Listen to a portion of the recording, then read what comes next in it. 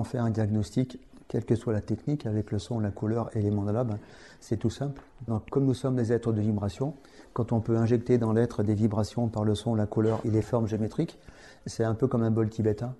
Donc vous avez le bol tibétain qui est la blessure, et le petit bâton, c'est l'outil thérapeutique qui va toucher la blessure. Donc quand j'envoie un son, une couleur ou un mandala, qu'est-ce qui se passe? Quand j'envoie un seul son, ce que j'appelle un monoson, c'est une seule note à la fois, ça va rentrer dans l'être, ça va toucher une blessure particulière. La blessure, c'est comme un bol tibétain. Et quand le bol tibétain il est touché par le bâton, il se met à vibrer. La différence, c'est que ce n'est pas un bol tibétain, c'est la blessure elle-même. Donc la blessure, elle se met en résonance, elle vibre comme un bol tibétain. Mais qu'est-ce qu'elle va rayonner? Elle ne rayonne pas un son, elle ne rayonne pas le son que j'ai utilisé pour la toucher. Elle va rayonner la souffrance émotionnelle que l'abcès émotionnel contient. Donc c'est comme ça que je fais les diagnostics de l'inconscient dans le silence. Je fais un scanner sonore de l'inconscient, j'envoie des fréquences sonores, et chaque fois qu'un son touche une blessure, la blessure se met à vibrer comme ça rayonne la souffrance spécifique de la blessure.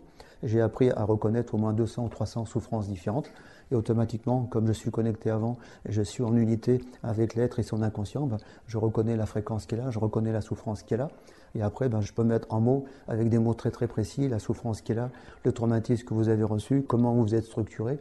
Donc tout ça, ça se fait de l'intérieur, c'est pas de la voyance. La quête de la recherche de l'événement traumatisant, je m'en occupe jamais, moi. J'en ai pas besoin, parce que ce que je trouve, c'est la blessure, et ce que je vais traiter, c'est la blessure. Voilà. Là aussi, pour revenir au niveau du son, ma spécialité, c'est vraiment les blessures les plus profondes de l'inconscient. C'est-à-dire qu'actuellement, l'inconscient, je me suis rendu compte, il a une structure en couches. Moi, quand j'ai commencé à travailler sur moi avec les couleurs et les mandalas, j'avais quand même 30 ans de parcours en technique spirituelle et thérapeutique orientale et occidentale. Donc de bonne foi, je pensais que j'avais guéri 90% du travail. Parce qu'au bout de 30 ans, on peut quand même estimer qu'on a quand même travaillé, quoi. Et quand j'ai commencé avec les sons, oh la vache, je vous dis pas, les premières semaines, j'étais en colère. J'ai pris conscience que les 90% que je pensais avoir fait, c'était même pas 10% de ce qu'il y avait vraiment. Et pourquoi? C'est parce qu'en réalité, vous allez comprendre, dans l'inconscient, les couches sont structurées avec les blessures les plus légères à la surface et les blessures les plus intenses à l'intérieur. Pourquoi? Parce que c'est une sécurité. Moi, actuellement, si j'avais été mis au contact aux fréquences de souffrance, de haine de moi-même que j'ai connecté, accueilli ces dernières années, j'aurais pas survécu. C'est tellement le contraire de l'amour que si on nous connecte avec ça, on s'enflamme et on meurt. Donc l'inconscient, il est structuré en couches comme ça. À l'extérieur, vous avez les blessures les plus légères et vous pouvez descendre de plus en plus profond uniquement si vous avez la maturité en conscience de veille d'être traversé par la vibration de la souffrance. Donc ces intensités-là, qu'est-ce qui se passe? C'est la progression qu'on fait pour descendre de plus en plus dans le noyau dur de l'inconscient, qui est un noyau qui est très très noir, qui contient tout en bas ce qu'on trouve, c'est la haine totale de soi-même, c'est la volonté carrément de se détruire. Tellement on croit qu'on n'est pas l'amour, tellement on croit qu'on n'est pas lumière. Donc la guerre totale, quand on descend au cœur de l'inconscient, c'est la volonté d'autodestruction. J'ai rencontré ça pendant pas mal de temps, oui.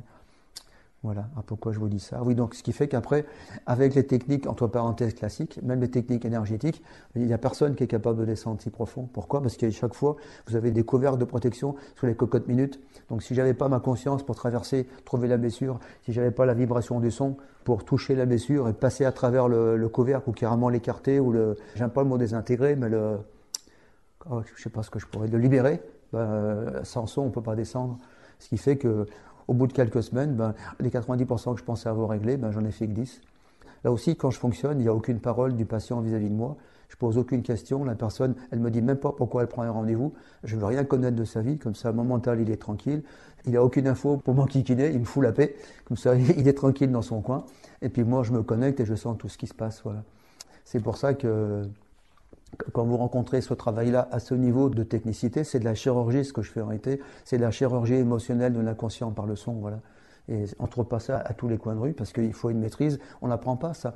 C'est comme une opération à cœur ouvert. Quand on fait une opération à cœur ouvert, une fois qu'on a ouvert, on regarde ce qu'on trouve et en fonction de ce qui est là, on fait ce qu'il faut. S'il faut coudre d'un côté, couper d'un côté, donc ça ne s'apprend pas avec la tête, ça s'apprend avec une pratique quotidienne qui demande des heures et des heures pendant des années pour développer la sensibilité qui permet de savoir le son, qu'est-ce qu'il est en train de toucher chez l'autre et après le moduler, changer de note, changer d'octave pour faire le travail. Voilà. Donc c'est vraiment particulier. Et je suis content de faire ça, moi. Alors, je vais essayer de revenir en arrière. Je parlais du son, comment faire un diagnostic, comment traiter avec le son. Oui, je pense que c'était ça le but du jeu. Oui, vous expliquer comment je fais un diagnostic. Donc, je fais un scanner sonore de l'inconscient. Dans l'hôpital, vous passez, il vous faut un scanner physique. Moi, je fais un scanner sonore, donc j'envoie des sons.